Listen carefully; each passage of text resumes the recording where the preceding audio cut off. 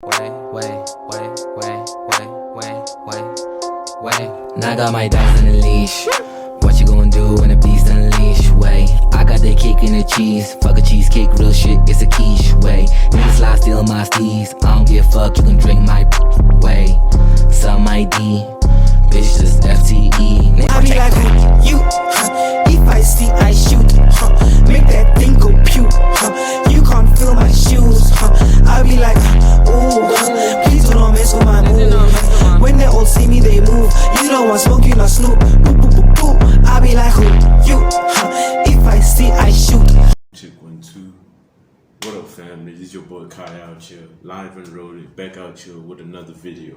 So today's video was about the Fitness Revolution series, right? So what the Fitness Revolution series is going to be about is basically going to be about educating and explaining to you guys what is the fitness revolution, how did it start, and where did we end up to, like, the fitness society that we are today, you know, with them gym bros, you know, them fit girls, you know, and all these other fads and scams and, you know, all these a bunch of stuff, you know, where people are confused with the fitness information and they don't know how to apply physical fitness into their lives. So firstly, let's go back and rewind back in time before all this shit started. And wait, the primate times, right? So people will say the beginning of the world started with the Big Bang. Other people have their own crazy theories of how the world began, you know, Bibles, God said let there be light. I don't know where do we start though, but I know where the fitness part starts, you know, because we know that they explain that the first beings to be on this earth were primates, which were before there wasn't even a human consciousness that could exist and manifest itself, right? So the primates, right, they had a physical, they focused on their lifestyle consisted of a physical development, which became a vital need for their survival, you know. So they needed to develop themselves physically to be able to do with many of their daily lives and daily livings, you know. Right now we have become a society where, you know, we don't need those, we don't need to survive, you know, based on that lifestyle. You know, we have a different lifestyle that we need now, you know. Back then, you know, movement for the primates was more of a demand for the tools that they needed to create. You know, these tools are what they needed for their survival, either to defend themselves or to go and look for food or get some crops or go catch some fruits just chilling on a tree, right? And movement became a demand for moving out in nature as well, you know, to be able to move to another area where crop didn't grow, you know, where people would have to actually look for food, you know, and actually move away with their families to better conditions or better living or better, how can I explain it though? Like it was kind of like a migration movement, but we didn't migrate like animals, you know. I mean, like humans were able to make a living off wherever they are, but when it was time to move away and to move to another land, it was something that had to be done. Traveling, for example, yeah, that's a great part to say. The primates did a lot of traveling, you know, either to go across and catch some water that side, or to go look for, you know, new, better living conditions and all that, you know. And also defense was an important part. They had to run away from whatever threat whatever threat was coming for them, you know. And it was a defensive mechanism being physically developed, you know. If you weren't physically developed, you wouldn't be able to run away from something that's threatening, and you wouldn't be able to fight off something that's threatening, you know.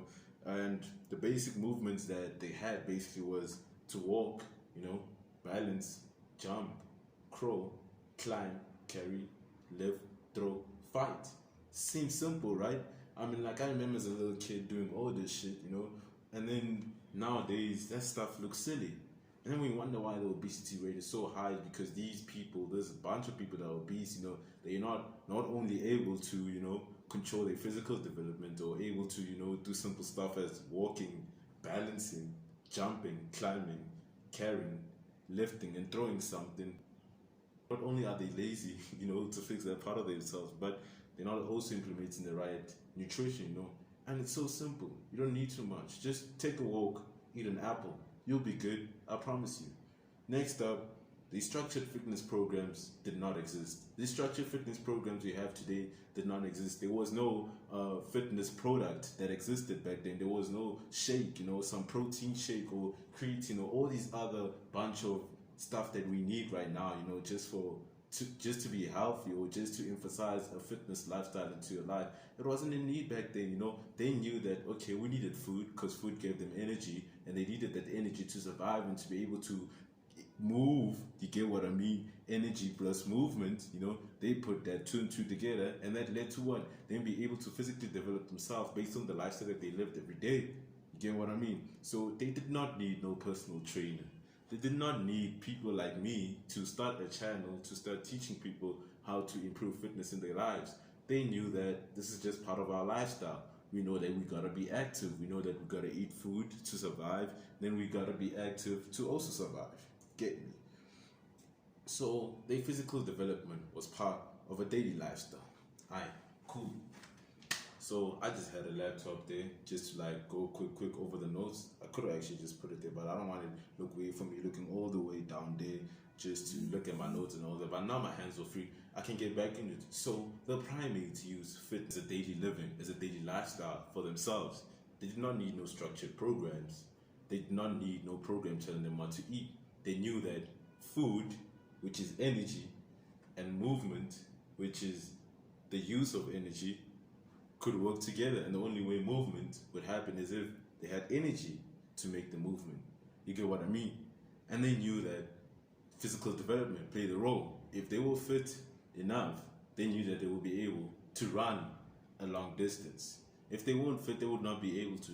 And they also knew that if they were eating the right energy or food for them, they will be able to survive longer. Anyway, guys, that's all I got for y'all. Peace.